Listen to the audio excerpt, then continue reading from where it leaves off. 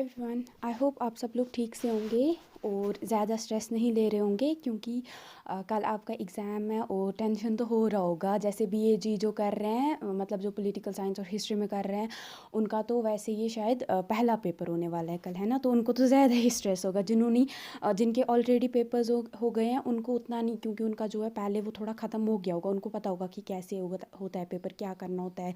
तो वो सारा उनको, या कहाँ पे सेंटर है, तो उनको थोड़ा कम डर होगा। बट मतलब मैं नहीं बोल रही हूँ कि बहुत है उनको नहीं होगा डर, उनको भी होगा। बट फिर भी जो हैं आज बच्चे जो जो बहुत ज़्यादा स्ट्रेस ले रहे हैं, प्लीज़ आप स्ट्रेस मत लो। इससे आप अच्छा, इससे प्रॉब्लम हो जाएगी आपको वहाँ पे एग्ज़ाम में, फिर सारा याद नहीं आएगा।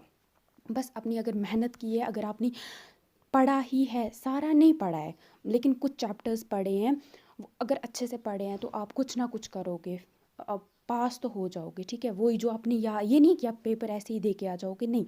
जो पढ़ा है उसको लिखो, जो जितना आता है, चाहे आपकी इंग्लिश उतनी भी अच्छी नहीं है, थोड़ी बहुत ही आती है ना, जो समझा है उसी में लिख दो वहाँ पे।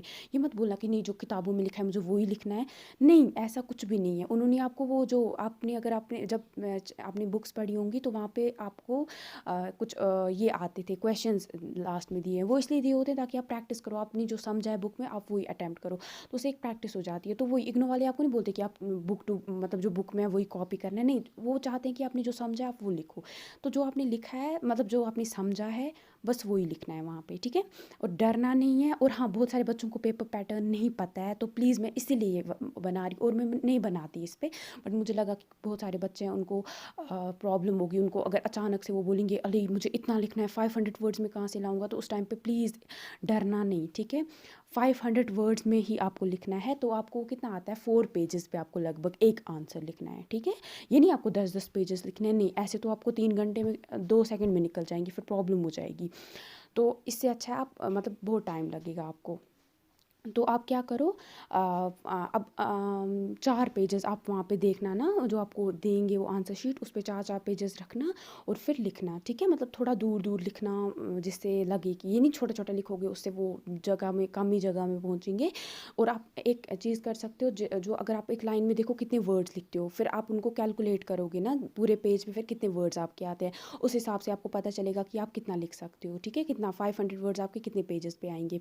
तो ज़्यादा पेजेस नहीं लिखना, उससे टाइम ही वेस्ट होगा और एग्जामिनर उतना वो तंग ही आ जाएगा, उल्टा बोलेगा ये क्या इतना इसमें लिखा हुआ है, इतना कहाँ से, इतना तो किताब में भी नहीं लिखा हुआ है, तो इतना ये क्या लिख रहा है, ठीक है। 4 पेजेस बहुत मतलब काफ़ी हैं, उतना वो नहीं लिखने आपको 10-10 8-8 पेजेस नहीं, क्योंकि 3 घंटे में आपको 5 सवाल करने हैं, तो बहुत मुश्किल हो जाएगा ना, और इतने वर्ड्स भी नहीं होते हैं बच्चों के पास।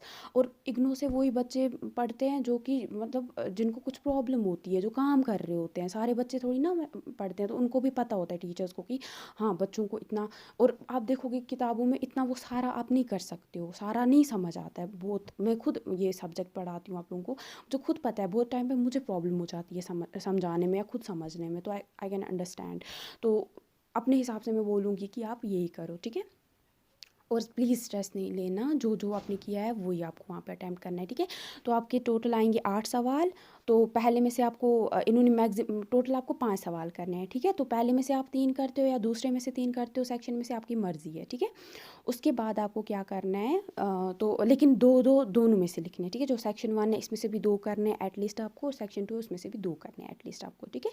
तो आपको देखना है कौन कौन सा सवाल आपको आता है और आपको वो करना है, ठीक है। यही मुझे आपको समझाना था, ठीक है। और प्लीज़ ज़्यादा आप टेंशन नहीं लेना। तो आपका 100 मार्क्स का ये पेपर है, और आपको असाइनमेंट में से भी आधे मार्क्स मिलते हैं, 30 मार्क्स का असाइनमेंट होता है वो भी मिलते हैं, और 3 घंटे आपको ये करने में मिलेंगे। आपको 5 सवाल करने हैं और आपको 20-20 मार्क्स है एक सवाल के, ठीक है।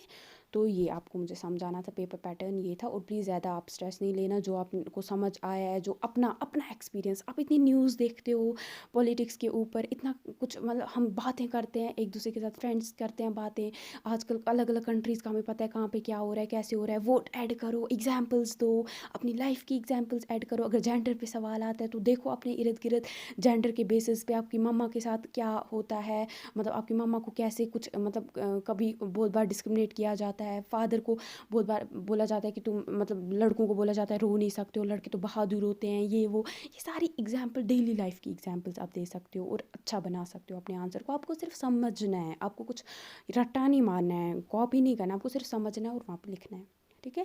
तो ये अच्छे से आप प्रैक्टिस करोगे इन क्वेश्चंस की, ये जो इधर हैं, और आपको जो मैंने असाइनमेंट के क्वेश्चंस बोले थे वो करोगे आप। और जो अगर और मतलब आप चाहते हो कि मतलब, क्योंकि मैं भी हमेशा सही नहीं हो सकती हूँ, है ना, मतलब मैं एक आइडिया लगा रही हूँ पिछले साल का पेपर देख के।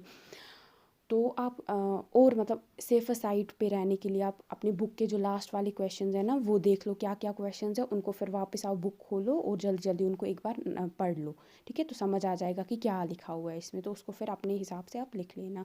हिंदी वाले अपने हिसाब से हिंदी में लिख सकते हैं, और इंग्लिश वाले उनको थोड़ा है कि अगर इंग्लिश में थोड़ा, उनको बहुत सारे बच्चों को इंग्लिश नहीं आता है, फिर भी उनका इंग्लिश मीडियम होता है, तो उनको जिनको हिंदी नहीं आता है, जैसे मुझे भी हिंदी नहीं आता है क्योंकि मेरा कभी मैं कश्मीर से बिलोंग करती हूँ और मुझे कभी मतलब मेरे स्कूल में हिंदी नहीं पढ़ाया है। तो मैं हिंदी बोल सकती हूँ क्योंकि उर्दू और हिंदी में बहुत सारी चीज़ें जो वर्ड्स हैं वो कॉमन होते हैं, तो समझ आ जाता है। बट मैं इंग्लिश